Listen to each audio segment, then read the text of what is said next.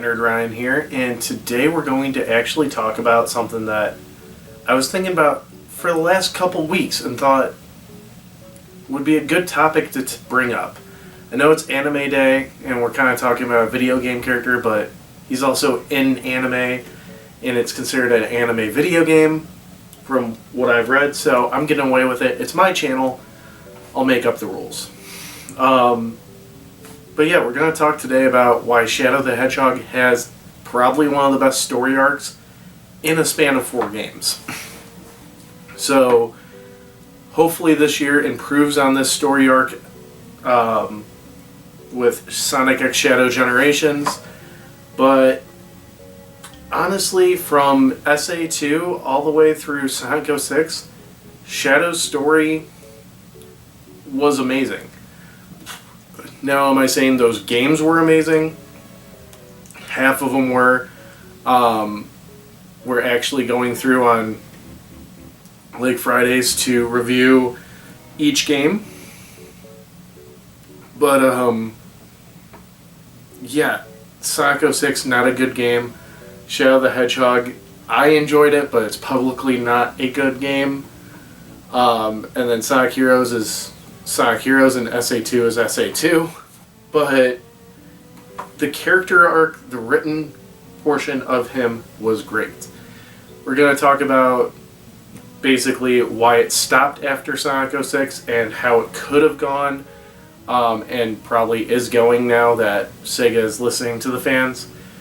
But yeah, so in SA2 we meet Shadow the Hedgehog, the ultimate life form, who is Sonic's new rival outside of the game and inside the game, but he was created 50 years ago by Robotnik's grandfather, or Eggman's grandfather, Gerald Robotnik, who was trying to find the cure for basically AIDS for his niece, not Eggman's sister or mother, but niece, or cousin, by creating this ultimate life form. In doing so, he talked to the government of Mobius. He also talked to an ancient alien race to help create Shadow. He used Maria's soul to kind of help guide him in ensuring that Shadow would never be used as a weapon, which ironically by his own grandson and by the government, he was used as a weapon. In doing so, Gunn felt uncomfortable, so they went in, slaughtered almost everybody, captured Robotnik, and killed Maria.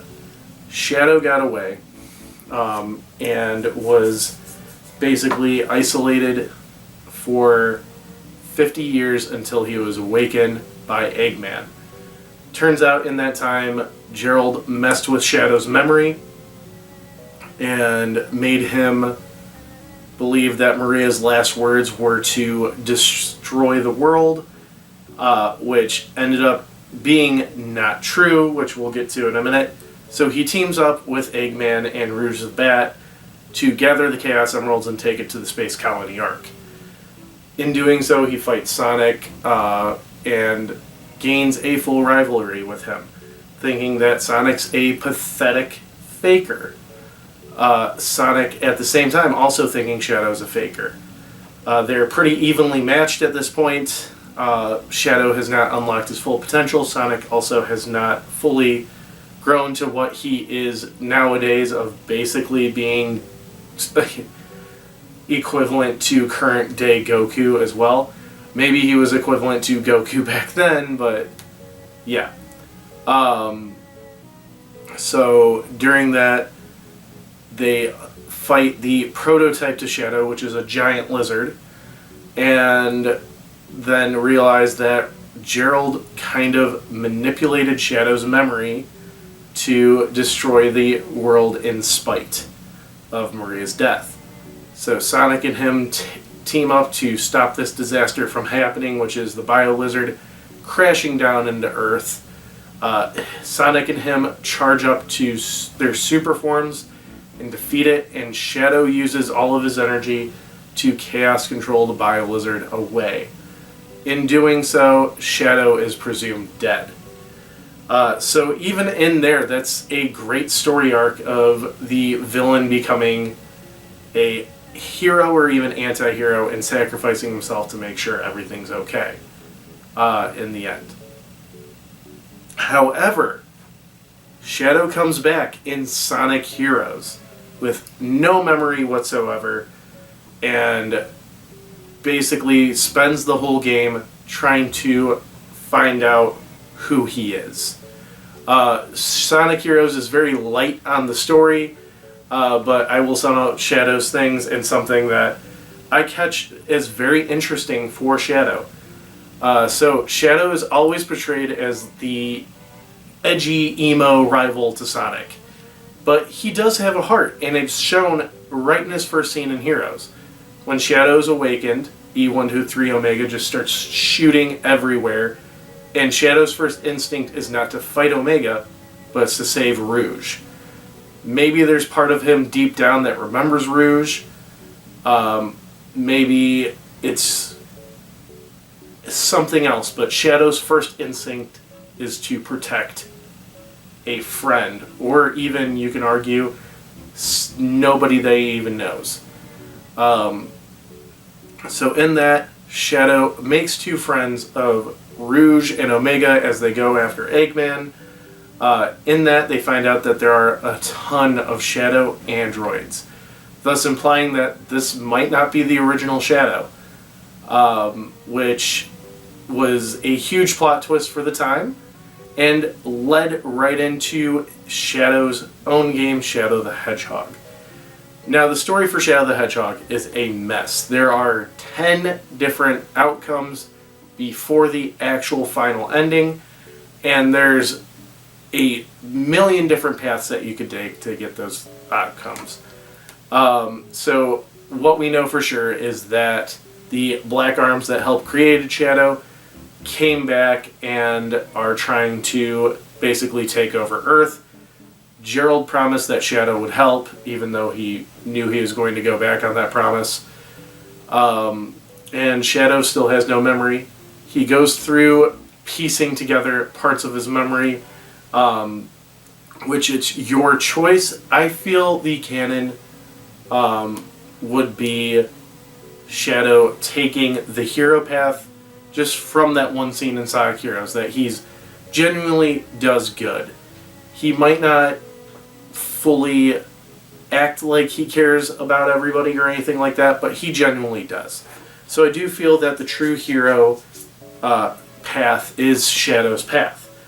He then finds that he could possibly be an android, his actual creation, and among other things on his path. He finally finds out who he is. As he does that, he becomes Super Shadow, relinquishes his past with Black Dune up until now, from what it looks like. But he is able to finally move on from trying to figure out who he is and becomes himself. And that's how Shadow the Hedgehog ends. We then go to Sonic 06, where Shadow is now working for Gun, and doing so to fulfill Maria's promise of protecting the world and protecting the people he cares about. And now it's not just Rouge and Omega, it's also Sonic, Tails, Amy, and even Silver, this newcomer, who, if we are to believe the Dragon Ball Z rumors that Shadow is Vegeta and Silver is Trunks, might be a descendant of Shadow. He even takes Silver under his wing, kind of protecting him, mentoring him in the same way, and genuinely shows how much he cares. And what brings the whole 4-game story of Shadow together is the ending of his story.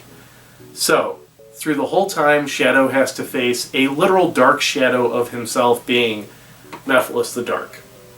I'm not going to go in full detail because when we get to the Sonic 06 review, obviously we're going to talk about that. But he is basically teased the whole time that the world's going to turn on him. The world's going to turn on him. Nobody, he can't trust anybody. Why is he doing good if nobody's going to do good back to him? And Shadow just looks Mephiles in the eye and says, if the world turns against me, then I'll fight like I always have. And people take that as he will just fight everybody and do whatever. What Shadow is meaning there is, no matter what's going to happen, I will stand for what I believe in right now, which is protecting people.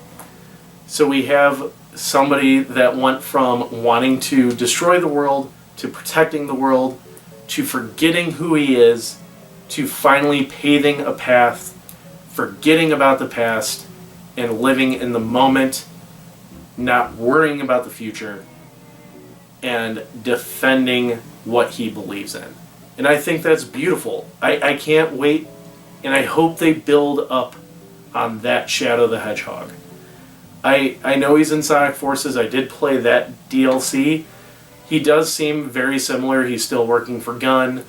And what I read in the IDW comics, he is still genuinely caring about people, but he does kind of turn more into Vegeta at that point of, I want to fight the strongest guy. I honestly hate you, Sonic, but I really don't. Like that sort of thing.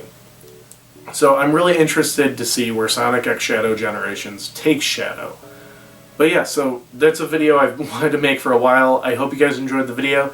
Be sure to leave a like, comment, subscribe, ring that bell, and follow me on all my social media down below. It's that Nerd Ryan, signing off.